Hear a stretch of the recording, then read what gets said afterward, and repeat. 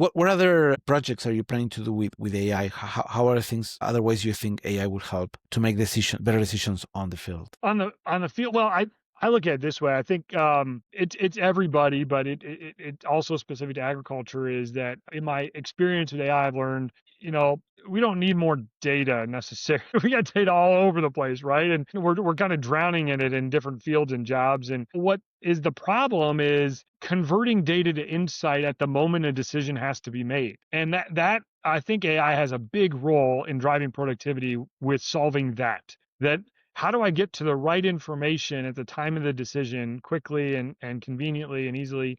And that's what I've seen when things really take off is where you start to solve for how to make it easy to bring in the right context so that AI can help guide you to the right information and insights you need to make a better decision. And I think that's going to happen, across a lot of jobs and fields and in agriculture. And, I always talk about like healthcare. Still, they point to one of the top issues in healthcare is error, medical error, right? Just decisions that were made or they didn't get the right diagnostic and stuff. And it's still in the top 10 globally of issues. And I think about like in agriculture, that's got to be an enormous problem because it's just hard to pick the right product, to pick the right rates, to pick the right timing. You're dealing with nature where weather gets in the way.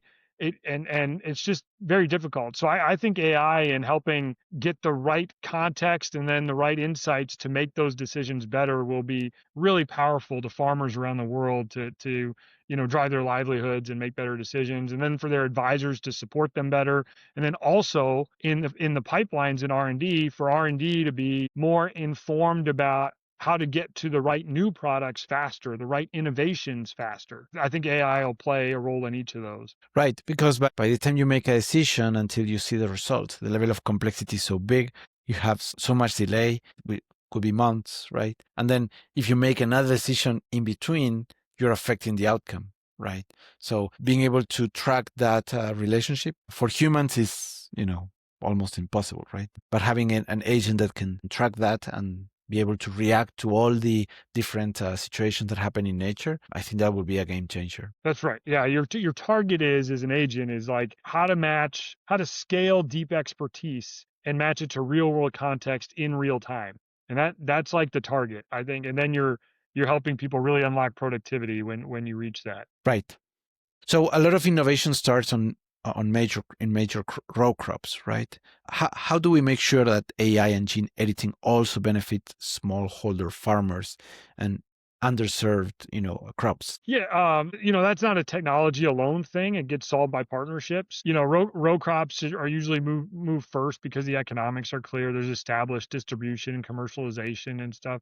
But smallholder and regional crops move forward when the right groups are working together. And I've seen that, right? When the right NGOs and companies come together, then you can make an impact. I think that's how these things will get to smallholders and specialty crops. Right, right. Yeah. And then that will also have a multiplier effect, right? And that's I can see why you're focusing on partnerships because that could have a much more impact on scale, right? Yes. Yeah. Well, and you think about it, I mean, like we just talked about with AI and its like ability to scale so easily with partnerships, you start to be able to get those types of solutions into the hands of smallholders. You get the cost down, you get the deployment right that smallholders can engage. And so, you get that great expert agronomic advice in the hands of smallholders that they may never get to interact with an agronomist. So you're really helping up level their capabilities. And then I talked about with gene editing. I mean, I think what we'll see there is that people start to discover, oh wow, we can make amazing products and things outside of corn and soy, and we can work in fruit and veggies and make these products better. And I think that transition's starting, and it's so exciting around the things that'll start to come in terms of experiences like pitless cherries or seedless blackberries. I get so tired of picking those blackberry seeds out of my teeth, right? Like it's like I want to have a smoothie with the blackberry where you're not just like sucking seeds out of a straw. And that stuff's coming. It's just going to be so amazing.